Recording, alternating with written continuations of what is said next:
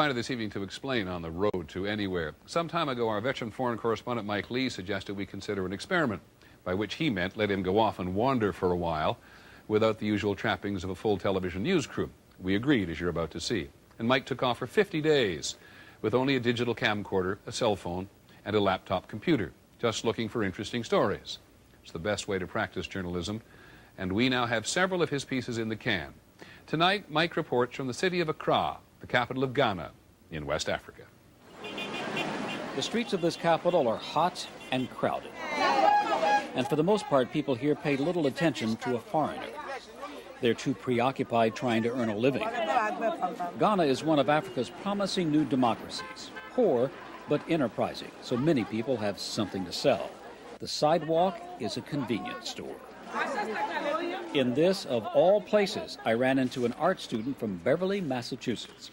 Christina Hampton is researching her thesis. The topic, fantasy coffins. That's what they call them here.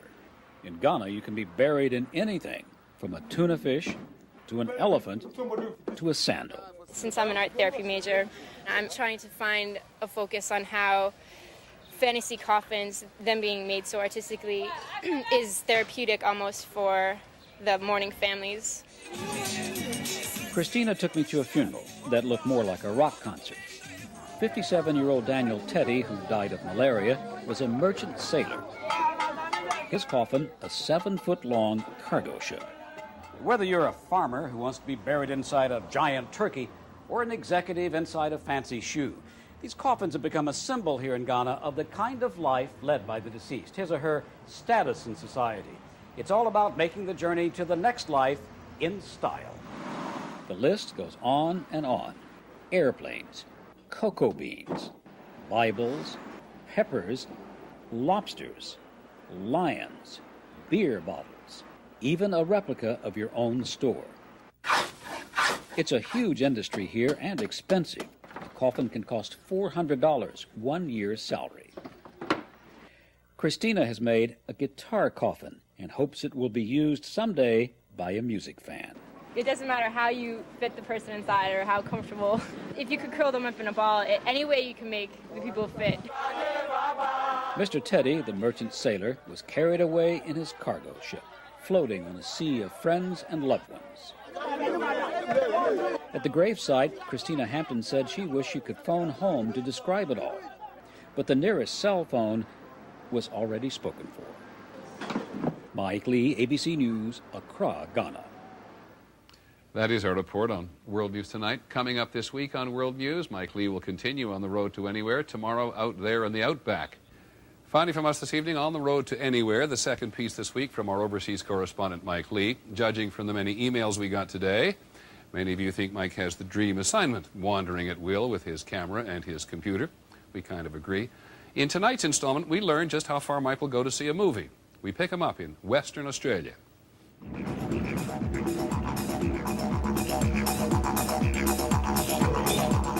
Here in the outback, no traffic jams, almost no roads, only the vast Australian wilderness where some houses are 500 miles apart, some driveways 50 miles long.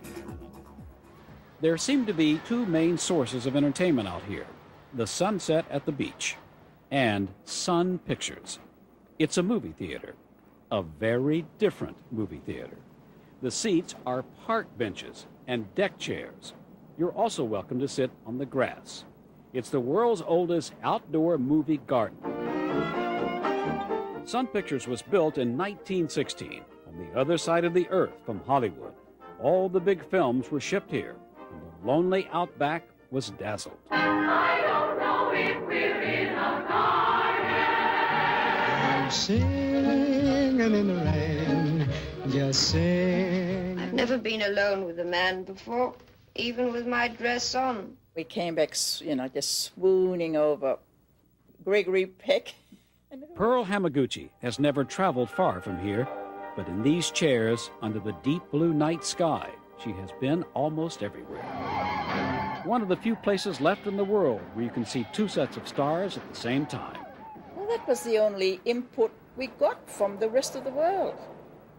Hollywood. Of course, we all exchanged seats after the lights went off. Then what went on? Oh, a little bit of smooching and holding hands. Yeah. Young fella, probably a teenager, came through and said, I think you should let me in for nothing.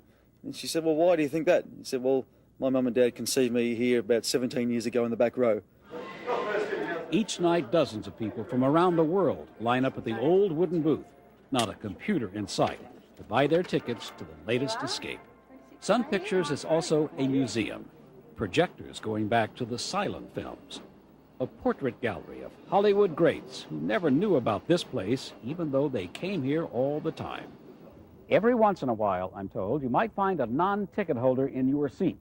That's why it's always a good idea to shake out your lawn chair to make sure there are no spiders or scorpions. We've only had a couple scorpion incidences. No one's been stung yet, so.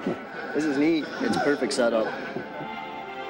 A shrine to movie history, and a reminder that air conditioning and carpet are no match for grass and fresh air, even when the lizards steal the scene. Mike Lee, ABC News, Broome, Australia. Tomorrow night, Mike will still be in the Pacific. We'll pick him up on Pentecost Island. I hope you'll join us then. Finally, from us this evening, on the road to anywhere, and tonight we really do mean anywhere. Those of you who've been watching our correspondent Mike Lee these last several days, wandering the globe on his own, camera in hand, camera only in hand virtually, have written to say on occasion you wish you could do what Mike is doing. Question tonight is, would you ever do what the young men do on Pentecost Island in the South Pacific? The moment you arrive, you realize you are somewhere very remote. The airport runway is nothing but grass. It's also someone's chicken yard. In a tiny village, I was greeted with a necklace of flowers and promised one of the most unusual shows on earth. Deep in the jungle, young men, some of them only teenagers, prepare to fling themselves from a tower 100 feet high. No bungee cords, no nets. The only thing that can save them from smashing into the ground are the tree vines tied around their ankles. It's a centuries-old tradition. If you come and the two vines they break, it means that you break your neck or your backbones or maybe your legs. Why do it then? Seems crazy.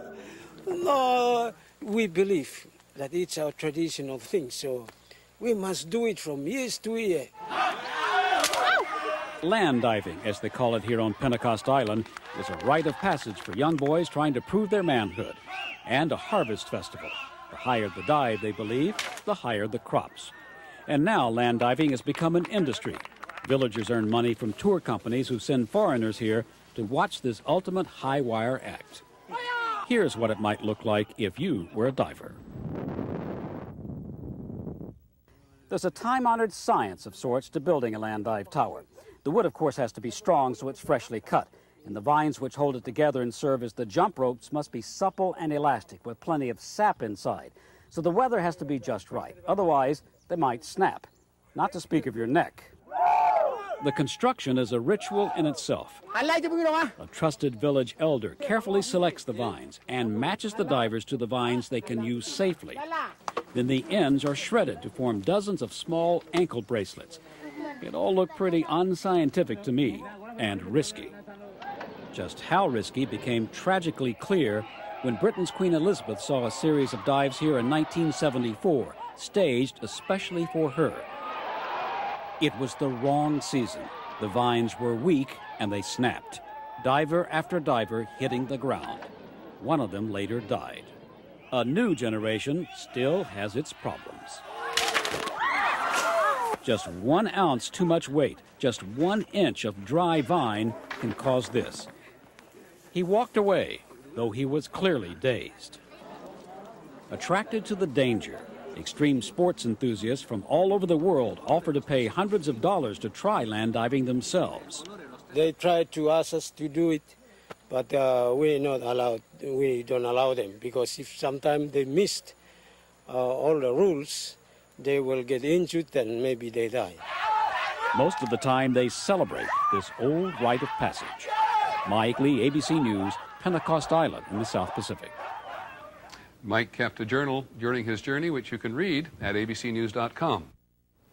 Finally tonight, on the road to anywhere with our correspondent Mike Lee, the fourth contribution this week. Tonight we go to the outskirts of Cape Town in South Africa. Having spent several nights with people in faraway places, tonight Mike spends some time with interesting creatures in a faraway place. This place is full of orphans. Some rejected at birth by their mothers.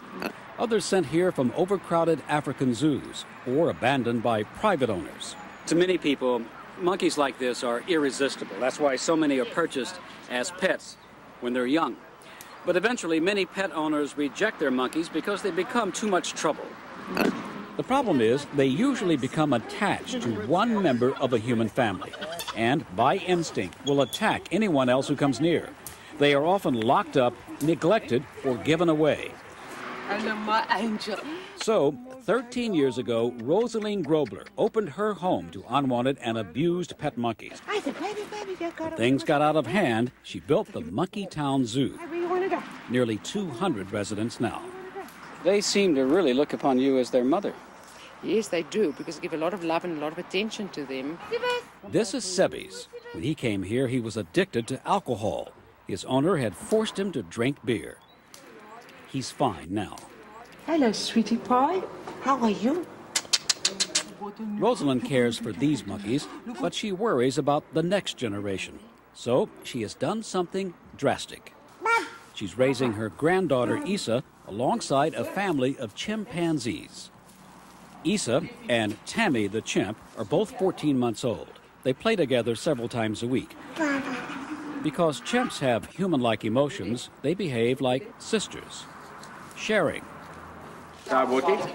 taking, reacting to each other's moods. It's all designed to give Isa an early love of monkeys and chimps, so she will someday take charge of Monkey Town. Our plan is, of course, that Isa can be closer to the nature and grow up with the love of the monkeys like I am. You've got her life planned out in a way, don't you? No, I haven't got it planned out, but I'm hoping. A grandmother's mission. A monkey's dream come true. Mike Lee, ABC News, near Cape Town, South Africa. Correspondent's dream come true, finding a story like that. Trusted source, Vote 2006. Finally tonight, our person of the week. He is a warrior who is dedicated to peace. He fought in Iraq and is working to bring peace to Kenya. Not easy to focus on two troubled countries at once. ABC's Mike Lee reports on his story. Captain Ry Barcott has spent months under stress, like most other U.S. Marines in this war zone. It's enormously draining when you're outside the wire and under danger, where the enemy really is faceless, and you can be hit really at any time. But there's been double stress for Ry Barcott. Unlike most American troops in Iraq, he has been fighting two battles in different countries. His other war, a personal campaign he runs by phone when in Iraq, is 2,400 miles away from the Middle East in Africa. In between combat assignments in Iraq, his private mission here in this slum in Nairobi, Kenya called Kibera is to prevent rival African tribes from erupting into sectarian warfare. Tensions between rival tribes had already erupted into riots. I'm hoping that Kibera doesn't become a situation like Iraq. It doesn't degenerate into ethnic violence. Ry Barcott first came here as a student from the University of North Carolina and was shocked by what the outside world had largely ignored. 700,000 people on a patch of land the size of New York Central Park in desperate conditions. It's not right for folks to live like this. We've got to do something about poverty. Ry Barcott started his own personal foreign policy in the hope that one American could make a difference. He gave up the comforts of his home in North Carolina and moved into the Kibera slum and formed a charity to turn these shacks We're going to repave this whole floor into a youth center and into a medical clinic. Now Ry Barcott even has rival gangs cleaning the streets together. Got some trash here? And playing soccer. If you want to win, he says, and most kids do, then you have to trust teammates who could be your enemy off the field. When he joined the Marines, Ry Barkott took his war on African poverty with him, raising donations of $10,000 a year. For me personally, it's enormously gratifying because I'm engaged in two forms of public service. An American who has served his country in and out of uniform. What advice does he have for other young Americans? Expose yourself to how the majority of the world lives. And I think it'll make you a lot more appreciative of what you've got. And make you a better American and make you a better global citizen. And so we choose Ry Barkott, who has recently returned from Iraq and is currently studying for his master's degree at Harvard University. He's on the phone to Kenya every day and remains a Marine reservist, which means he could be called back to Iraq at any time. That is World News for this Friday. I'm Charlie Gibson, and I hope you have a good weekend. For all of us at ABC News, good night.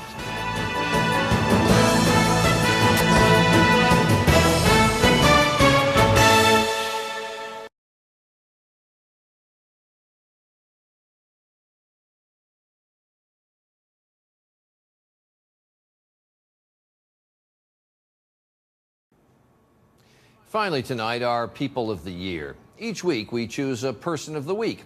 And we have found this year that many of you have responded to their stories. And so we thought this week we'd update you on many of those that you've met this year. And we start tonight with 3 people who have made a real difference in the lives of others. The enemy really is faceless, and you can be hit really at any time. As a Marine serving in Iraq, Captain Ry Barkott was fighting on 2 fronts. Tuko pamoja. His other war in a notorious slum in Nairobi, Kenya, where he runs a charity to fight poverty and diffuse ethnic tensions.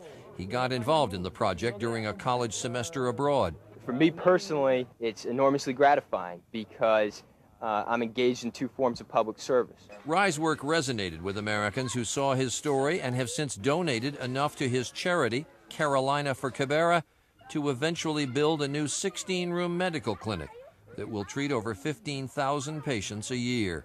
Ry is now in grad school at Harvard, still involved in Kenya, even though he's halfway around the world.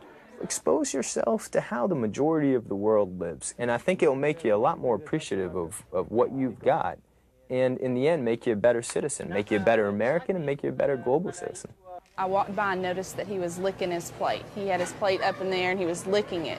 I took him to the side and I said, you know, honey, what's wrong? What's going on? And he said, I'm hungry. Texas kindergarten teacher Kayla Brown realized there was a reason her student was having trouble in school. He was hungry. She started collecting food to supplement the meals kids got in school, the food to be slipped into their backpacks for dinners or weekends. The program, called Backpack Buddies, served 170 children. And since it began, those children's schoolwork has blossomed, and now they're getting enough to eat. Since the story aired, Kayla Brown says she's heard from almost 500 other schools starting their own programs. I've always been brought up to know that you can't fix the whole world, so just fix what you can with what you got. The first one's a doozy, there you go. And I said, how about if I fly you out to see your memorial? And it's absolutely free to you. Would you like to go? And I was ready for him to say yes or no, or let me check with my wife. I wasn't ready for him to start crying. Earl Morris has made it his mission to fly World War II veterans to Washington to see the memorial in their honor. The flight's funded through donations. You're escorting them through the airport, and you see all these people standing up and clapping for them. It's an experience that I will long remember. As the day goes by, there's a transformation that takes place. It's almost as if they get younger and younger. There's more of a bounce in their step. Their head's held a bit higher. To date, Earl has flown more than 10 missions and 217 veterans to the site, and there will be more. Anybody out there can stop a 70, 80-year-old in a supermarket and ask them, are you a World War II veteran? And if they say yeah, just thank them for what they've done, for the blessings and for the liberties that we all enjoy. They'll remember that for the rest of their lives. I like that line. Just fix what you can with what you've got. 3 people who have made a real difference, and tomorrow night we'll bring you more of our People of the Year, people who have made a difference in times of war. That is World News for this Tuesday. I'm Charlie Gibson, and I'll see you again tomorrow. For all of us at ABC News, have a good night.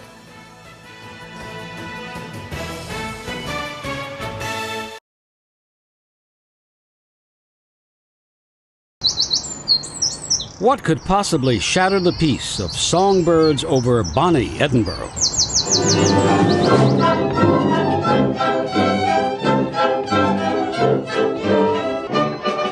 This is the Really Terrible Orchestra. That's actually the name they gave themselves. But that has not kept the Really Terrible Orchestra from selling out performances in London and in New York. They are not terrible in their day jobs. This trumpeter is a rocket scientist. Of all the orchestras in Edinburgh, this orchestra rehearses the least and spends the most time down the pub, and so that really appealed to me. The group was founded by best-selling author Alexander McCall Smith because he and his friends were just too terrible for professional orchestras. We have become very, very popular. People love to come to listen to a group of rank amateurs playing music rather badly. They wait for something to go wrong, and we never disappoint our audience. After you listen to the Really Terrible Orchestra for a while, they can begin to sound sort of normal until you give them the stress test of how the pros play. This is the BBC Orchestra.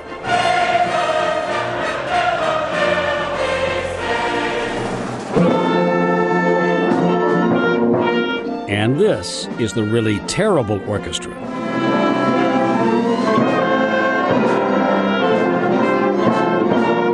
But isn't there a danger they will improve? Not a chance. Mike Lee, ABC News, Finglas, Scotland.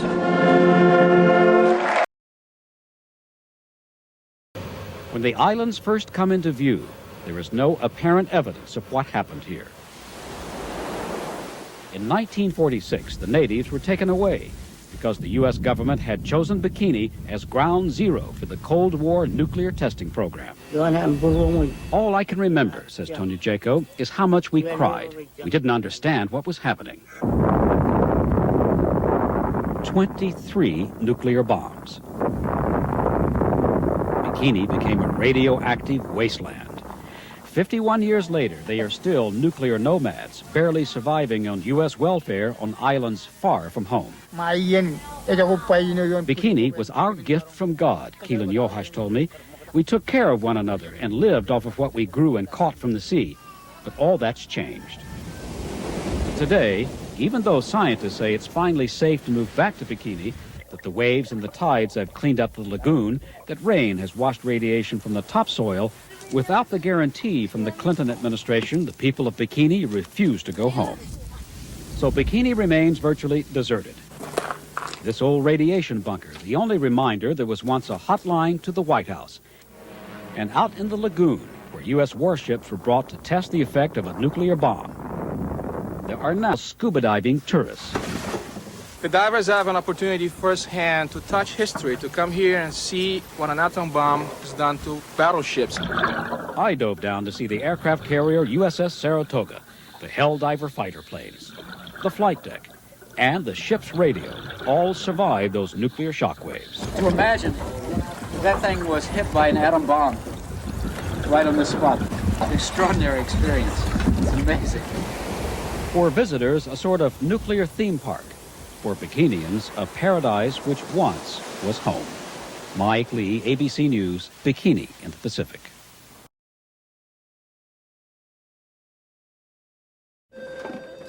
Okay, can I get the bank routing numbers? They are bill collectors for a finance company in Tempe, Arizona. But this is a long way from Tempe, Arizona. This is India, where sacred cows roam the streets. You may live in the United States, but chances are you've shared intimate financial details with strangers 8,000 miles away. Strangers with names like Krishna Mortri or Brashish. But you know them only as Lisa or Val Or, Hi, this is Sherry. Hi, this is Betty. Hi, this is Nick. These people, like, they don't know we are in India. They just know that we are in Tempe, Arizona. why are big U.S. corporations turning their call centers and other back office activities over to foreigners? To save money. You need to authorize us. India offers an attractive combination of a low-cost, highly educated labor force. I mean, if you can source parts from various parts of the world to build an engine or to build an aircraft, there's no reason why you can't do the same thing for backroom operations or for call center work. So if you're calling tech support about the laptop you just bought at the mall, you could be speaking to someone halfway around the world who's never seen a mall. Thank you for bringing this issue to our attention. There's even a call center boot camp for Indians who want to sound American. Here's what I can do for you. I'm talking about the real daddies. They use videos to learn about American pop culture. There's a word that he said it's whack. W-A-C-K. We'll say, yo, that's whack. I know what I said. I don't have to have it read back to And to prepare themselves for rude Americans, they watch Jack Nicholson dishing it out to Tom Cruise. I want the truth! You can't handle the truth! So the next time you complain about a bill, just remember you may be haggling with someone in India who's learned from Hollywood. You want answers? I want the truth. You can't handle the truth. Thank you so much for calling in. Please make your future payments on time, Harvey. Mike Lee, ABC News, New Delhi, India.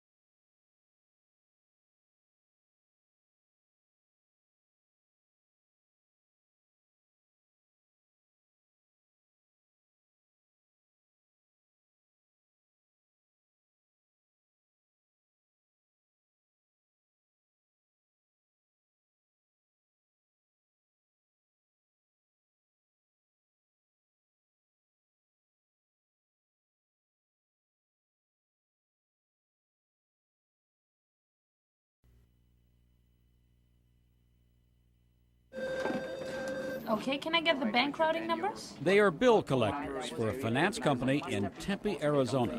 But this is a long way from Tempe, Arizona. This is India, where sacred cows roam the streets.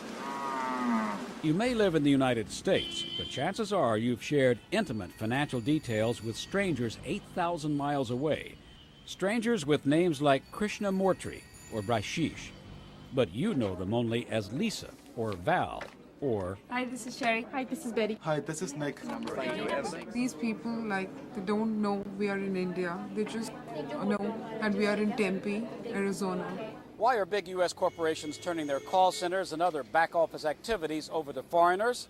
To save money. You need to authorize us. India offers an attractive combination of a low-cost, highly educated labor force. I mean, if you can source parts from various parts of the world to build an engine or to build an aircraft, there's no reason why you can't do the same thing for backroom operations or for call center work. So if you're calling tech support about the laptop you just bought at the mall, you could be speaking to someone halfway around the world who's never seen a mall. Thank you for bringing this issue to our attention. There's even a call center boot camp for Indians who want to sound American. Here's what I can do for you. I'm talking about the real daddies. They use videos to learn about American pop culture. There's a word that he said it's whack. W-A-C-K. We'll say, yo, that's whack. I know what I said. I don't have to have it read back to me. And to prepare themselves for rude Americans, they watch Jack Nicholson dishing it out to Tom Cruise. I want the truth. You can't handle the truth. So the next time you complain about a bill, just remember you may be haggling with someone in India who's learned from Hollywood. You want answers? I want the truth. You can't handle the truth. Thank you so much for calling in. Please make your future payments on time, Harvey. Mike Lee, ABC News, New Delhi, India.